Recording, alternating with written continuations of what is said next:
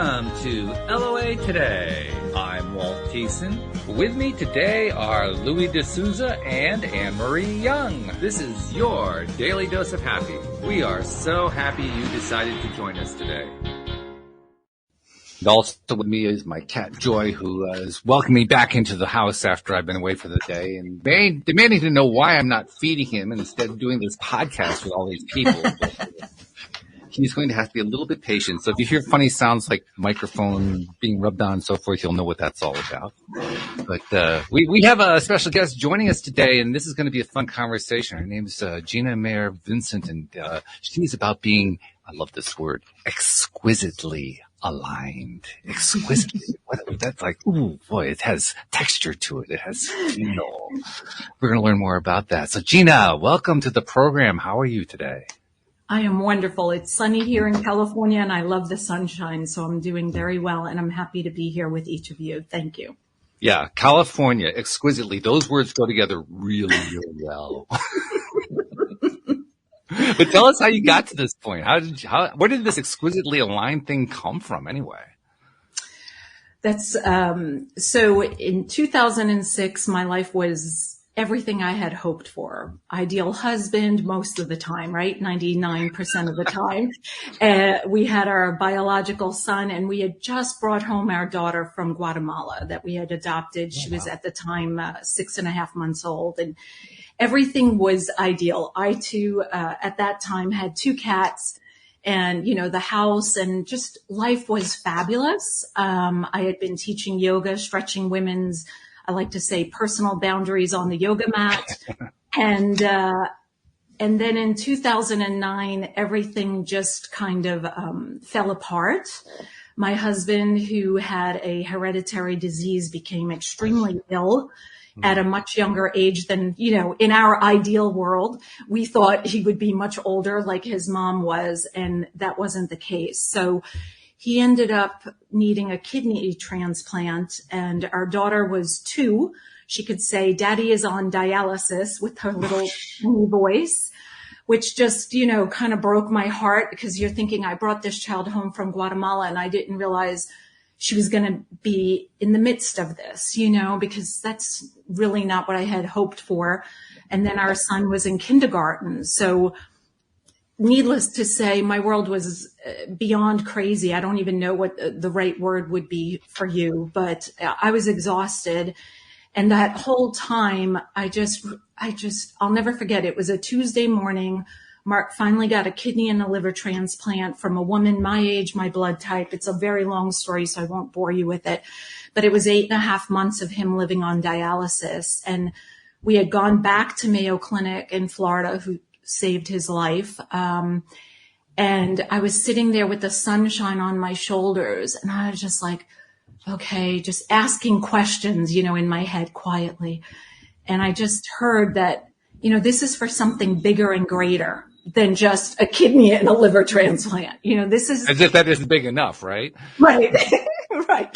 And this would mean more to me. And, what did I learn during this, completely, utterly busy, unstable time in our lives? And I realized I needed to step up. I was his advocate, and there was this life that I had envisioned on the day we got married, 10 years earlier. And I also felt like, there was hopes for him seeing our children go to middle school, high school, graduate college if they wanted to go to college, all these different things. And I realized that, as much as I love teaching yoga and the mindset and the touching on spirituality, depending on where the person was in their life, that I really needed to work one-on-one. And that's where Exquisitely Aligned came from. I mean, I'm making it sound like it happened overnight on a Tuesday with the sunshine on my but that wasn't really the case. I mean, no? Oh my goodness. I like to work fast. I am originally from New York, but it didn't work as fast as not quite that fast. Okay. No, not as fast. But over time, I could see, okay, no, I need to step away from the mat and I was teaching paddleboard yoga bar, and like really go into this one-on-one work because I felt like it was my calling and it was the right time. Wow. Very good. Yeah.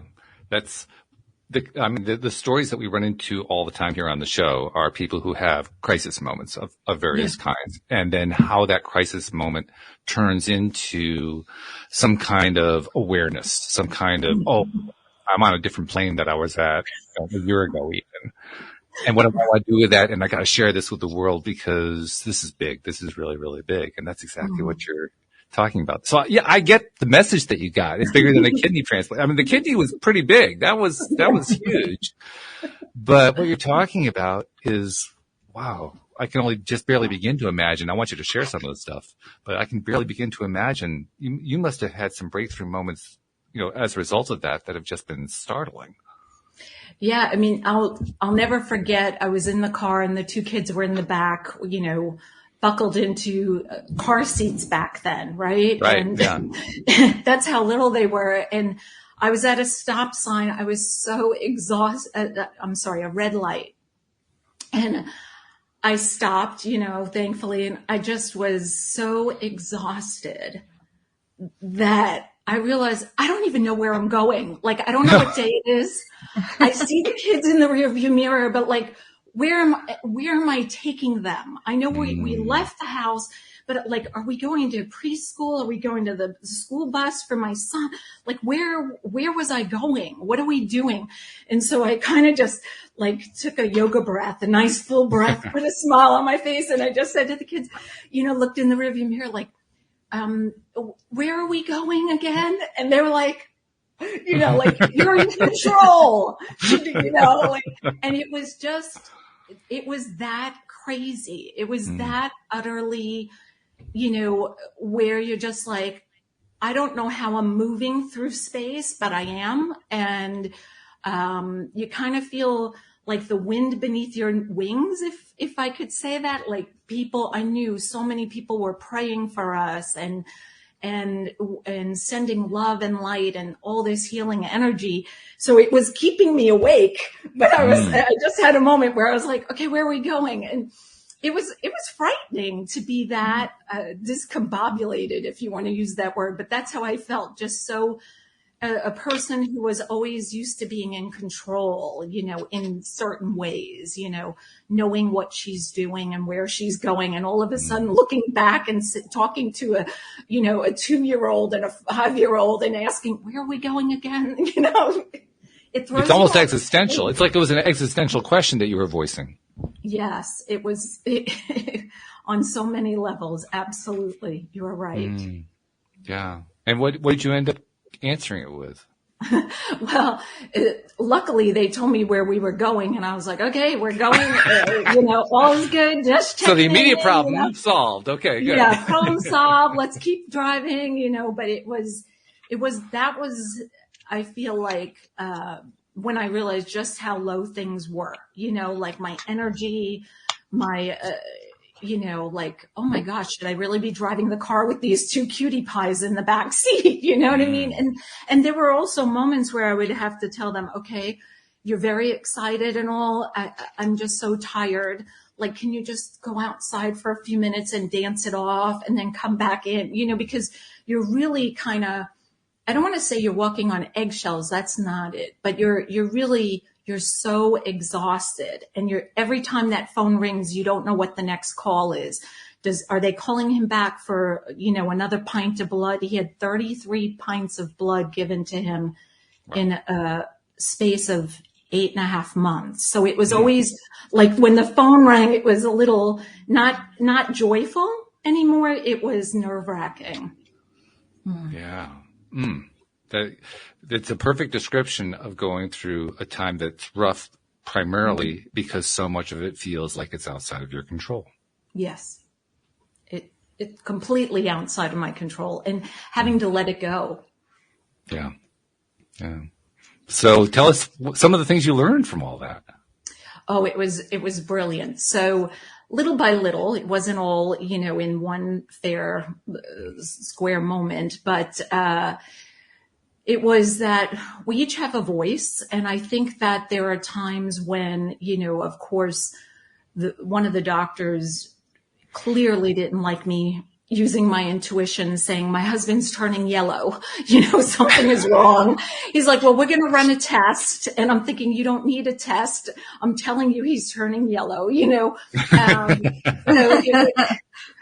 it was interesting how I intuitively was seeing things, right? This is my husband of 10 years. I'm watching him quickly,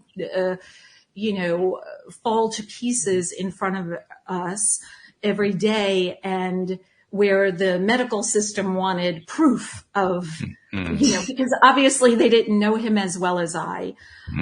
So I learned very quickly that, sometimes other people don't believe in what you're sensing or what you're seeing or what you're intuitively knowing, this inner knowing. And that inner knowing for me that's what Exquisitely Aligned is about, is always going back to what's within you and aligning with it, even when the voices outside are not always agreeing with you, and that's very difficult. I don't know if you've experienced that before, where you have this knowing of how you feel, and then other people kind of challenge you and want to pull you to a different way of thinking or being.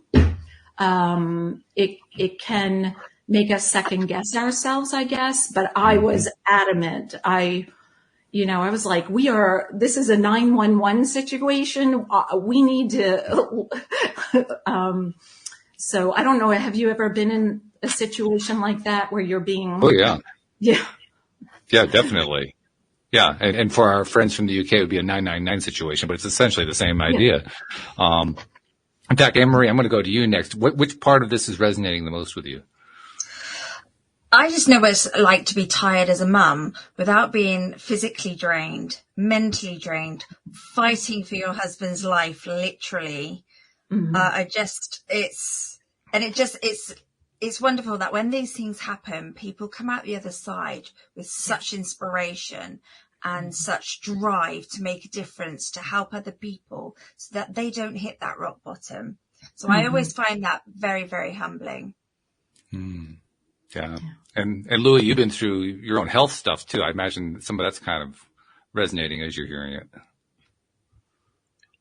Yeah, lots of things. There's one question I wanted to ask there quickly is, how's your husband? Oh, you know what? I always forget to say, thankfully, he's wonderful. He's, 13 and a half years post-transplant. Oh, wow. He is, thriving. I would say he chooses to eat better, exercise more. He has taken up Tai Chi. So mind-body work. He is also, I should say, come out the other end, I would say miraculously. And, we're so grateful that there is such a thing as organ donation, because without it, he definitely wouldn't be here at this point. Yeah, because I've done Tai Chi, Kung Fu, and yoga. Yeah. So I appreciate that. What kind of yoga did you teach? You said something about rowing, or? Yeah. So, usually it was hatha yoga and, different classes, from just typical yoga to a flow class. And then I got excited and inspired about paddleboard yoga. So doing yoga, not all the poses can be done on a paddleboard because obviously you're on a, unstable surface, but things like plank, reverse plank, warrior 1, warrior 2, they're really exciting on a paddleboard because you add that unstable water underneath, and usually the sun is out. It's a beautiful day. So it's, and the dolphins love it. So if you're anywhere near dolphins, they usually start coming and circling. They love the energy. Mm-hmm. Because of the word aligned, I was wondering if you're an Abraham Hicks fan or aware or. Yes. So I've read, I don't even remember the titles of the books. Yes, I have read the books. Ask and it's given. Yes, correct. And I'm trying to think, I don't know that it's in this stack. I think it's in the stack across the room. I love books and I love writing in them. As you can see, I like the old fashioned copies so I can write some notes. Yeah, I can see that. I especially like when you read something that connects with you and you can use it in your things. You know, it's one thing to read through a book so quickly that you're not able to run it past your inner authority and align with the things that make sense to you. I like to call them our truths, our desires, and then our gifts, how we are able to touch people in a different way than maybe you are, and you also, Anne-Marie, and Walt as well. So yes, I am a fan of the books. Who are you following at the moment? I'm curious. Who's sparking you? And At the moment, I am so, I would say, I don't want to say wrapped up, but I am so busy. I started my own podcast, Exquisitely Aligned. So the amount of time that I have to follow people has been quite limited. Right now, it's more still on the self-discovery of Exquisitely Aligned, how it can help others, and how it helps me in an everyday way, shape, and form. That sounds like a silly answer, but it's the honest truth. No, there's a time to learn and there's a time to share. Yeah. Yes. And so I'm at the sharing part. I've been blogging, which is something new for me, writing articles, and I am in only the 3rd season of the podcast. So those 3 things together have been energizing, exciting, but kind of taking the majority of my time besides the one-on-one work I do. Is this what's bringing in your money at the moment, or are you doing anything else? No, this Exquisitely Aligned is my sole business. I do, underneath that umbrella, I have a deck of cards that are inspiration, essentially for women. They have flowers on the outside, and there's 42 cards that can be used for journaling or conversation starters or meditation. And they each have a question on there, and then a statement with 3 questions beneath to prompt a conversation or to be used in a meditation. So that is a small portion of my business. It's something that is far-reaching because I'm able to send them around the country and around the world. But the majority of my time is spent in Exquisitely Aligned. So how did the cards come about? I'm intrigued. Okay, so the cards came about because when I taught yoga, I always brought with me books, you know, like we were talking about earlier, or little decks of cards just for an inspiration to start the class and then to tie it through the poses. And usually at the beginning of class, I would ask a question. And these classes could have from 10, depending on where I was teaching, 10 to about 35 students. Most of the time, it was about 95% women, just because of the time of day that the classes were in the morning. And then at night, I had more 50-50 men, women. But one of my favorite things is connecting with people. And I think that so often people are busy, which is the 4-letter word I tell my kids I really don't like hearing them say, "Oh, Mom, I can't talk right now. I'm busy." You know, it's like you can take a breath. Like, you know, if there's a fire, okay, I'll hang up and you can run out of the building, right? But otherwise, like, I think we're okay to talk you prefer them just a minute. You prefer them to say, "I'm bored, Mummy." Let's just say it to my staff. I think, you know, busy, sometimes people are overly busy and not. That's only you Americans. Yeah. It's true, right? I mean, it happens, but, especially you New Yorkers. Well, yes, because we're moving very quickly, right? Now I forgot what I was saying because I was laughing so hard. What was I saying? About the yoga and the cards and the questions. So I've taught yoga for different hotels around the world, and my kids would be along, and they'd say, "Why do people tell you the most like intimate details? They just meet you." And I said, "I'm a connector. I love people and I love speaking to them." And I think that what happens is we're so often busy that we run past other people, not connecting. Like this, having a conversation with the 3 of you is so delightful. It's right up my alley. And I think that when we take the time to ask a question, even if it's rather personal, people are excited. I've always found they're excited to share.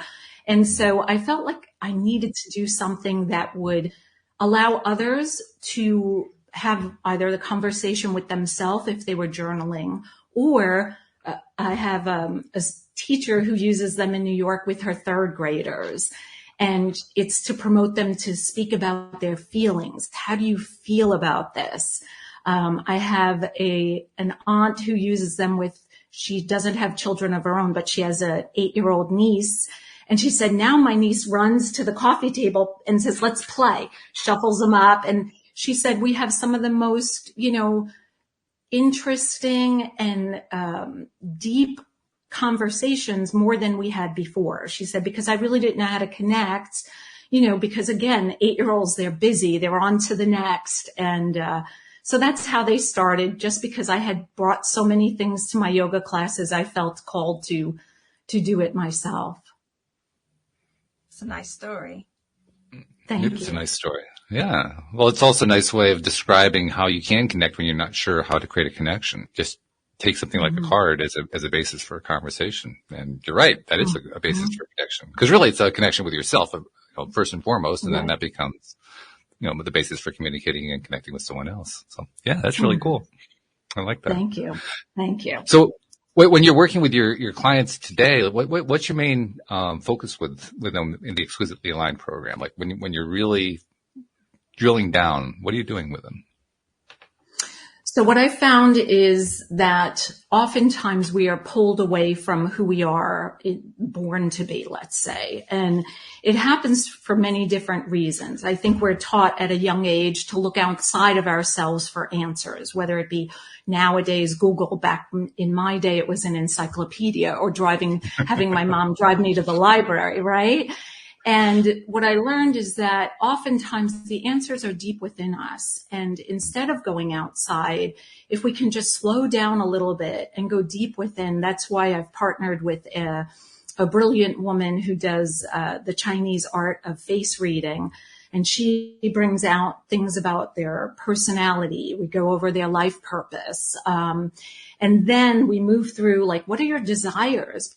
Because oftentimes when I've met people, when I was teaching yoga back in the day, 20 years ago, there were women who I'd meet and they'd come to me and say, I'm so upset. I'm an empty nester. And I'm like, okay, I can understand. It's bittersweet, right? But what does this mean for you now? I'm so excited. What are you going to do? And oftentimes they said, I don't know. And I would say, well, what are your passions? I don't know. What are your desires? I haven't thought about it. And I realized that oftentimes we disconnect from who we were born to be to sometimes be who we think other people want us to be. Let's say it's a woman, maybe her husband, what she thinks he wants her to be, instead of, he probably wants her to be herself because that's who he fell in love with, right? In my opinion. Hopefully, you would think. Well, that's what I would hope. Exactly. And I would believe. And oftentimes it's the case when I have these conversations with them. The other thing is I think we pull away from our real truths about who we are at our core and what we're here to do with our gifts. I've met a lot of women who tell me, oh, I don't have any gifts. And I'm like, I'm looking at you and I see like 5 already. Like we only spoke 30 minutes and I'm sure you see the same when you here on your show and just in general. It's, I think, so easy for us to see 2020 what someone else's gifts are. But yet when we look in the mirror ourselves, we don't see them. And so during that time when Mark was ill, I realized I'm an advocate. I love advocating for people's finest future, like the one that I can see for them, where they're thriving and doing the things that they were born to do, the things only they can do. I like to tell my kids, you're as unique as your fingerprint. Nobody else has that fingerprint. And along with that come these things that only you can do in a way that you have these nuances to yourself. And so that's the work I do. It's a lot of questions and conversations, and then, some of them going back or journaling about it, or I like offering meditations. I also like offering some yoga poses if they're open to it. I mean, I like to meet people where they are, because that's what Exquisitely Aligned is all about. So for me, it's a journey for them to go deep within to discover those, or reconnect, I would say, with their truths, their desires, and their gifts.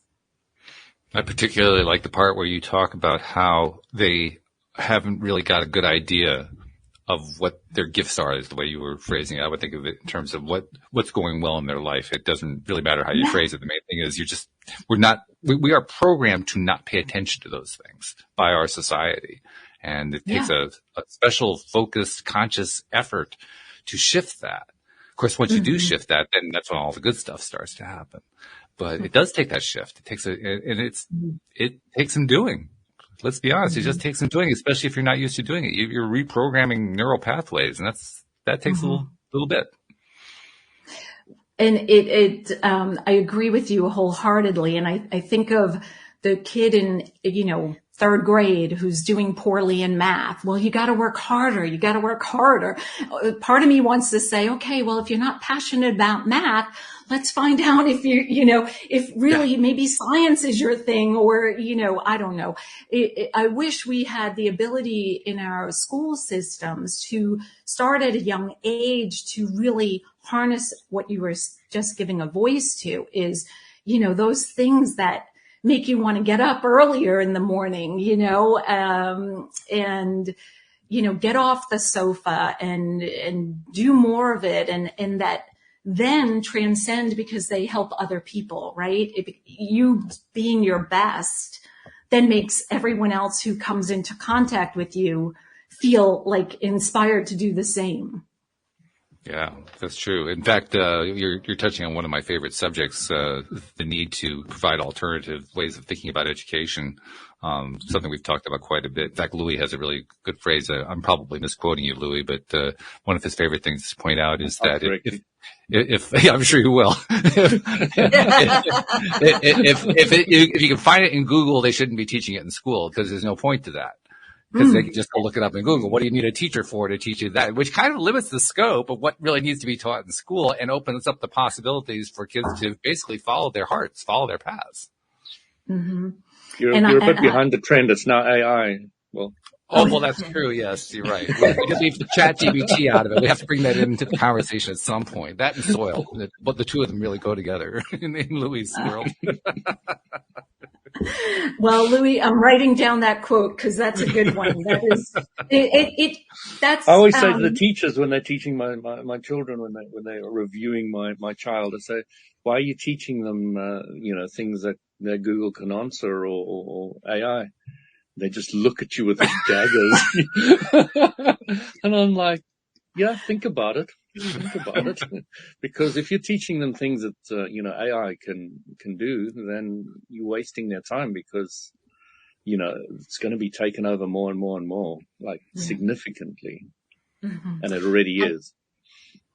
And I've noticed at schools, they're focusing on mental health, which is fantastic. Yeah. But I spoke to the teacher and I said, are you focusing on solution? Is it just about his what's your worries? Tell me your worries. Are we discussing what to do with that and how to flip that around? So yeah, there's still work to be done. Yeah. Well, what was the answer to that? When you asked? Didn't get an answer. I didn't get an answer. So I just made sure that's what I do. The education system is so broken that you can't even begin to talk about it. Mm-hmm. Well, plus you're either very clearly focused with your kids to move forward in a certain direction and hope that, the school effect is not too great. Because, I've got absolutely no time for the official educational system in the West. Well, you're also dealing with the fact that the teachers are feeling threatened. Their careers are feeling threatened, because, if the kids are going to do everything through Google and ChatGPT, what am I here for? Right. Absolutely. And as soon as you threaten the profession, their back hairs go up, the resistance kicks in, and you get absolutely nowhere. Yeah, don't get me started on education.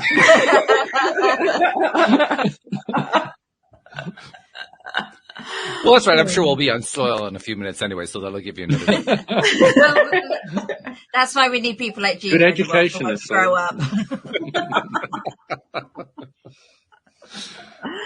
But it does really open things up in terms of understanding that we are, it can seem like there's all these strictures in place and these, this inflexible educational system and there should be these changes, yada, yada, yada. But the way I'm seeing it, it looks like everything's kind of fixed in cement or in ice or whatever, but I'm seeing the whole thing shifting already. We may not actually have, something you can point to in the news that says, well, 25 schools shifted over to doing this other kind of thing. We may not have it yet. But the energies are already running. They're already playing. And it's just a matter of time before they turn into something new. It's inevitable, really. I don't think it's avoidable at this point. It's all this endless conflict, political, gender equality, gender, whatever. There's thousands of different aspects with gender at the moment. But all these things are making people think. Yeah. And I love it. It's really making people question. think. Question everything, and that's fantastic. Yeah, and all of that is coming out into the mix at the moment. Yeah, so there's a lot of hope. Yes. Yeah. Unfortunately, my kids will be through the system by then, but maybe my grandchildren, right? Yeah. Well, but as long as at home you've got this focus that is really, really clear, it'll lead them in the right direction. I make sure my children are always, arguing against anything I say, anything that I say, they need to, be able to ask me and question me and, come up with anything they want to. And, then we'll discuss it. As long as it's not just for argument's sake, it's perfect. Yeah, we do try to avoid those. That's just fighting. Right. But that's just going nowhere. It's so clear. Yeah. It's endless at that point. But I just see the whole thing as, like I said, being an inevitable flow. It can't be stopped. No one could possibly stop it, even if they wanted to. And I don't think many people really want to anyway. And ultimately, everything that feels threatened, everything that feels like it's out of balance or whatever, it's all on a path to resolution. And I may not have gone through that kind of a school system. You may not have gone through it. Your kids may not have gone through it.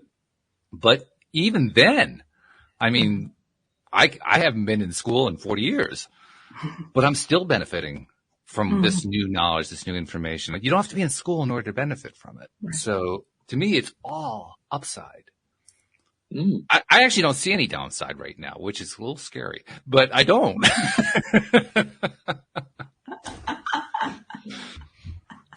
I just see upside everywhere. Yeah. It's exciting. It's fun. So where do you see Exquisitely Aligned being, say, in 5 years? I mean, I'm kind of setting you up there, but still. Yeah, wow. No pressure. Right, no pressure at all. Are we writing this down and then we're going to come back? This is being recorded. I have to warn you.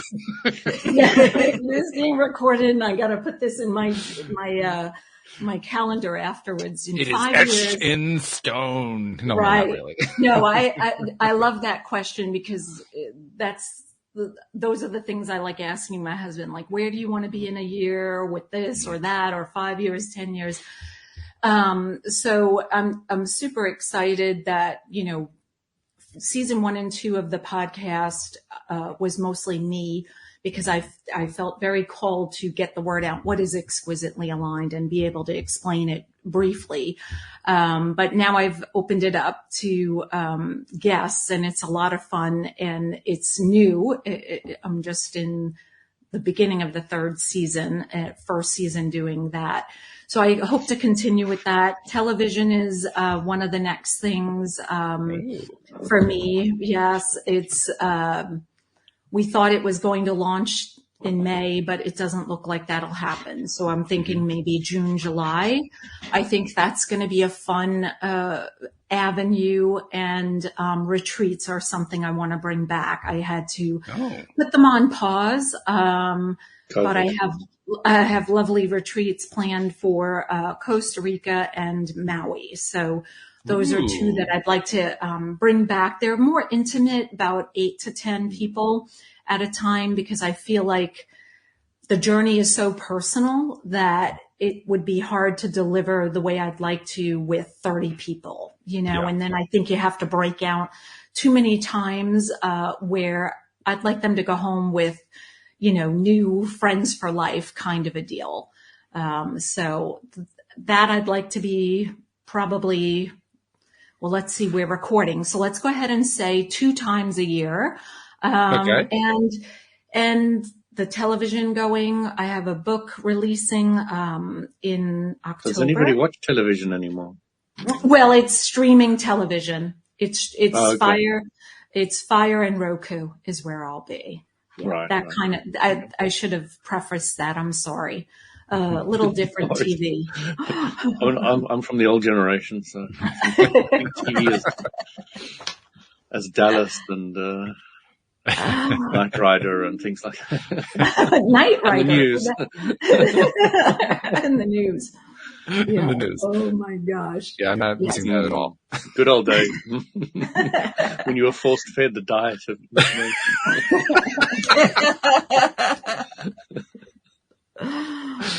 These things are all relative. They're just all relative, every one of them.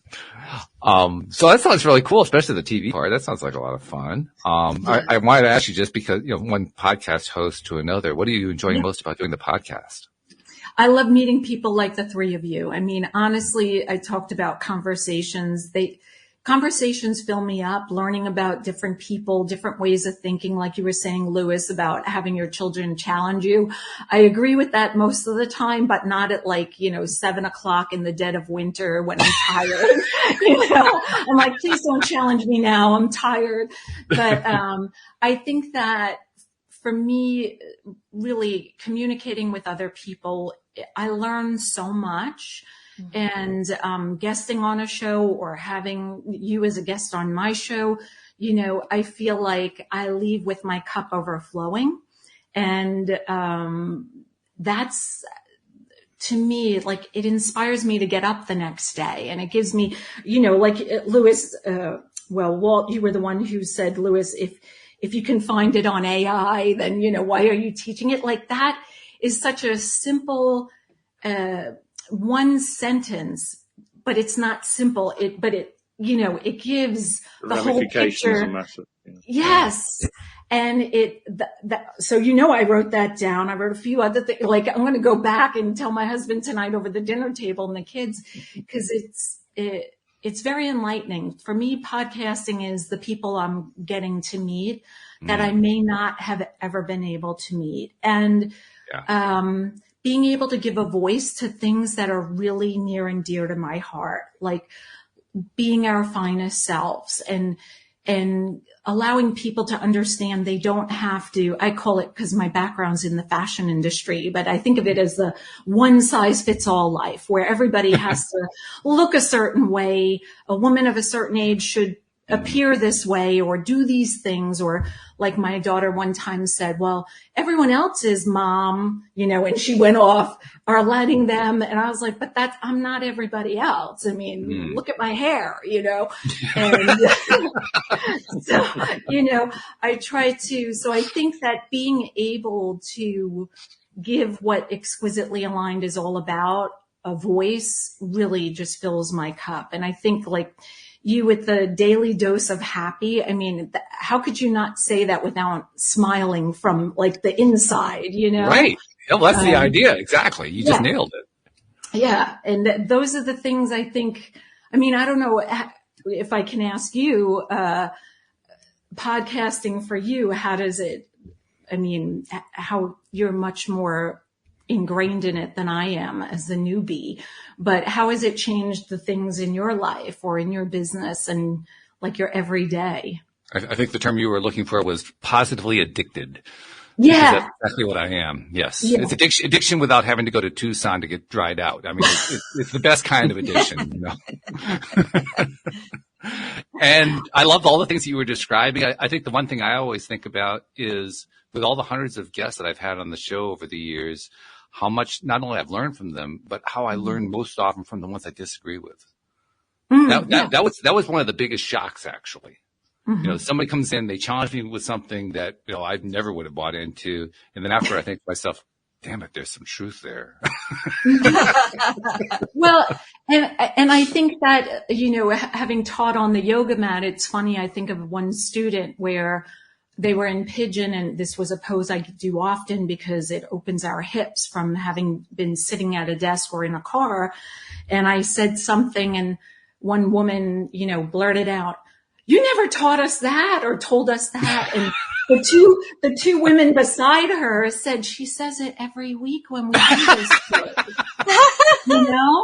And we're taught in yoga school that, when it's the right time, the person will hear the message, right? And so I think that speaks right to that it's fun because maybe what somebody was, telling you at one point it didn't, or maybe it's the way they said it, right? A different person, different time, different location.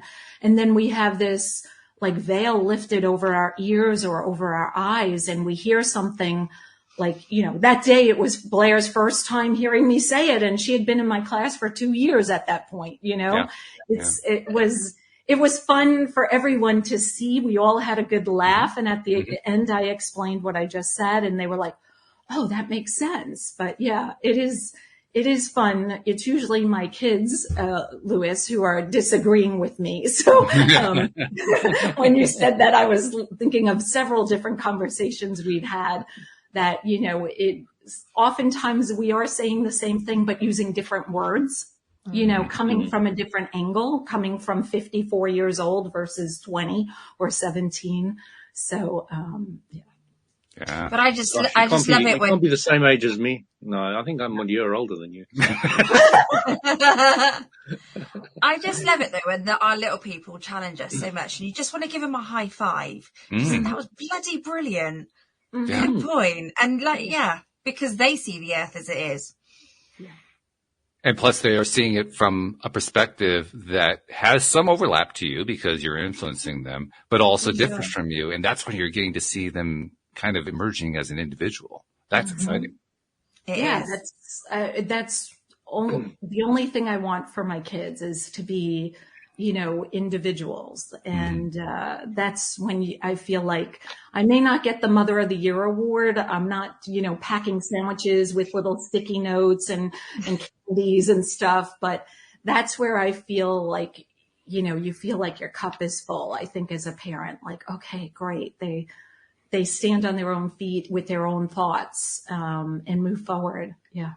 Is there actually anybody I'm sorry, is there anybody actually giving a Mother of the Year award? I'm just kind of curious. I didn't know they actually had an award. Well, if you listen to my daughter, sometimes, you hear that. Well, do you want to see my trophies? Oh, well, all right. If you want to, sure. Yeah, I'm okay with that. Oh, my goodness, yes. Sorry, Louis, I didn't mean to interrupt. Well, actually, I did mean to interrupt, but, that's... Yeah, I know you did. There. Yeah. But that's part of the fun, right? Of course. That's why we get along so well. Gina, my daughter comes to me the other day, 15-year-old. I've got an 8 as well. And she comes to me and says, "It's terrible. All my friends like you." And you're celebrating. And, my daughter said the same. Everyone, she had a Christmas party here and they did a little gift exchange. And I said, I'd like us to eat dinner as a family with all of them so I can get to know them a little better. And after that, she said the same. All my friends like you. They ask, how are you doing? And I said, okay, isn't that great? She's like, no, not really. No. It's so, I don't know, I'm guessing you feel like I, Louis, where you want to know their friends and you want them to feel comfortable at your dinner table, or in your home and hear what's going on in their lives so that you can support them. It's not so I can support them. It's just that I can understand their reality. Yes. Because I like understanding. I must understand. It's kind of built into my DNA. You know, somebody says to me something and it doesn't make sense to me. I'm like, explain it. I'll be stupid as I need to be, but you just explain it. Yeah. Oh, that's why you're saying that. Okay, now I can carry on. But I get this block in my brain. If I don't understand something, it's like, world stops until I get to have that clarity. Then I can move on.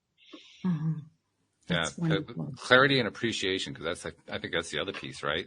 When you can appreciate your kids' friends, and kids' friends can appreciate you, and it's disconcerting for the kid, but the appreciation's big. Yeah. I mean, that's one of the high vibrations, right?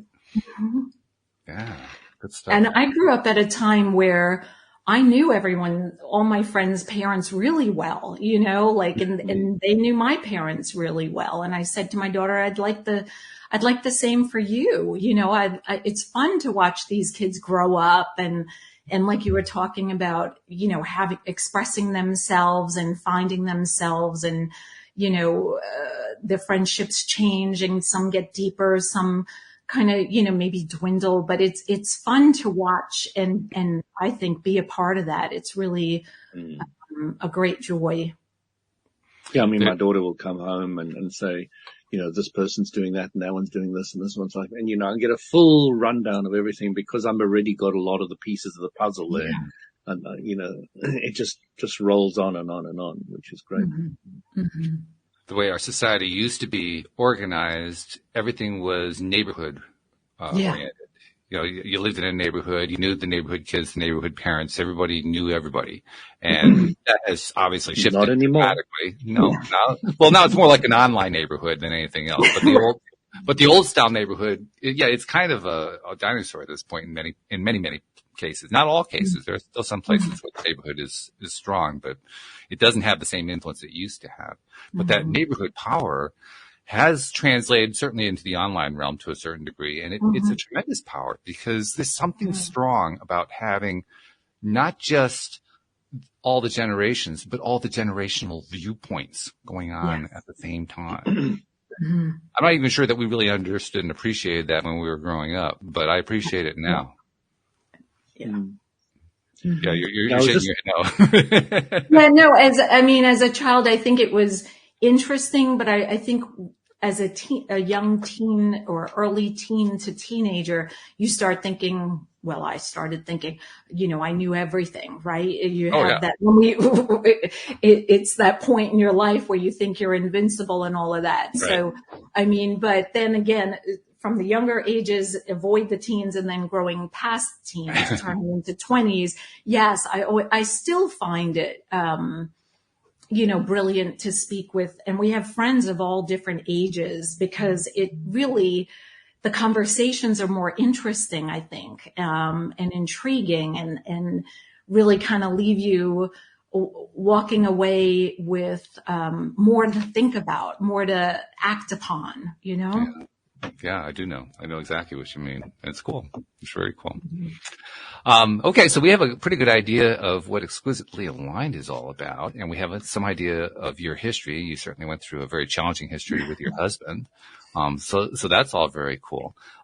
You've got the podcast going. You're in season 3, and I gather that's going to be a continuing developmental project there, and you're looking forward to the TV picking up. Do you know where you're going with the TV? Do you have a particular roadmap for that? It most likely will be with Experts and Authors TV. Okay. Yeah. So any particular subject, or is it just all over the board, or no, it's still with Exquisitely Aligned. So within Exquisitely Aligned. Okay. Yes. Sorry. I'm sorry. Experts and Authors TV is the platform, and that, like Apple Podcasts, right? So, it's still with Exquisitely Aligned, interviewing one guest, and then having the video version be available streaming on Roku and Fire TV. So, still giving a voice to, you know, those, like you said, crisis moments. I like to call them frightening and enlightening times in our lives where we can choose to be enlightened by it. That's my goal, at least, to help people get to that place of finding the enlightenment of all the, like you were talking about before, all the things that come out of those sometimes dark or uncomfortable places. And then giving voice to people who are willing to step up and try something new that intimidates and intrigues them at the same time. And they, find other gifts or being able to express their gifts in a different way. So that's what I'm hoping to go forward with. Yes. If you could pick out one ideal result that you hope is going to come out of, I don't even know what you're calling it, Exquisitely Aligned TV. I have no idea what the name of it is. But if you have one thing that you could just pick, that's the one that I want to have happen. What is it? Yeah. For me, it's what we were talking about before, to inspire people to really be who they are, be an individual. For me, we are each born exquisite. I believe we are each unique as our fingerprint. And that the more of us who can show up, I can speak English, show up authentically, Well, we're American. We can't even speak English. We speak American bastardization. Exactly. I better drink more water, see if I can get the words out better, flow a little bit. But I think if the more of us who can show up authentically and transparently, then we become the change that we wish to see in the world. I really believe as we do that, it just naturally happens. And that's my dream for Exquisitely Aligned, just to be able to ask people to step into who they were born to be and be proud of it, really own it, kind of. Can you envision, I don't even know what size to think of here, but some segment of the world embracing that viewpoint? Did you have a vision of that? Oh gosh, yes, I have big dreams, Walt. How big are they? I guess that's what I am a math person. I love numbers and percentages. I used to be a department store buyer, so I'm all about the math. Okay, got it. For me, I'm hoping to start with women, and to, not that there's anything wrong with the two of you gentlemen, but I think maybe hearing it from me as a female, it might resonate more with women. And I'd love to inspire them to allow their children to be who they're born to be. I think sometimes as a mom, we think that our child should be just like mom or dad or a combination. And oftentimes our children are so different. I mean, I have one biological, our son, and then our daughter being adopted. It's funny, there is a lot of similarities between she and I, even though she's adopted, as far as some personality traits. And then there are things that we are so completely and utterly different, like you were talking about, the challenges, right? Challenging me on how I think or what I believe. But I would love to really have a big voice with women. And if I could touch 18% of the English speaking population around the world, I'd be really, and I am the world over kind of a woman. I'd love to see it reach that many women around the world. And then in hopes that those who are teachers, those who are moms, who are aunts or neighbors can help influence even the younger children to do the same. And earlier you were speaking about the changes that we're seeing coming up in the world and in our education. And I think I'm excited with you because I think there's more tolerance in our world and more of the young people are showing us it's cool to be who you are born to be. There's no reason to shy away. Sure, it's not always comfortable for everyone around them, but yeah. So I would say 18%. I'm going to write it down and I am going to put it in my phone so that I come back All right. and see. Very cool. I like that. Now, somebody who wants to reach out and learn more about Exquisitely Aligned or any of the other stuff that you've done, how do they find you? How do they find the program? So Oops. Aligned is my main website. On there, you can find my podcast. It's also available on Apple and all the other avenues. My blog is on there. The deck of cards is on there. Opening to Possibilities is the name of them. And I have an ebook, Shine Unapologetically, with inspirational quotes that you can use either daily or, 3 at a time if you need a huge dose of inspiration. And they can find me on Facebook, Instagram, and YouTube. So Exquisitely Aligned, Gina, Maier, Vincent. So some of that got chopped up a little bit because we had a little trouble with your transmission, but I'll make sure that we'll include the link to the website, because that sounds like that's pretty much where they can find all that, right? Absolutely. Yes. Thank you. So at least we give them a way to find it. I mean, they heard part of it. It's just they didn't necessarily hear all of it. So rather than try to replay it all, we'll just send them to the website. We'll make it really easy. Perfect. Fabulous. We'd love having you on the program. We'd love to. I love your energy personally. I just love your energy.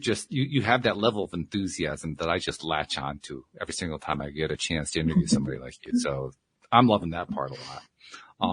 I'm going to ask Anne-Marie. I don't know what you're thinking, but what's your big takeaway here, Anne-Marie, when you're listening to everything and sharing what you've been sharing? Go be you, people. Just be authentic. Do what you want to do. Don't worry about anybody else. Just be yourself. Be happy. Yeah. Do what makes you happy. And Louis, what's your summary here? My summary. Yeah. How long we got? Take as long as you want. No, I just like what you're doing, and I like your enthusiasm as well. And, I wish you all the best. At 18%, go for it. I mean, you've bumped into Sadhguru, I'm guessing. I'm sorry? Have you bumped into Sadhguru? S-A-D-H Guru? No. Okay. No. Oh, there's a guru in India who's become extremely popular. He's actually in America at the moment. And he has 10 million plus volunteers, of which I'm one of them. And it's incredible what he's achieved, and the way he's achieved it. So it might be interesting to look at his model of how he's structured his organization, because it is really, really interesting. Okay. And that's wonderful. It is a brilliant design of how to reach the most people.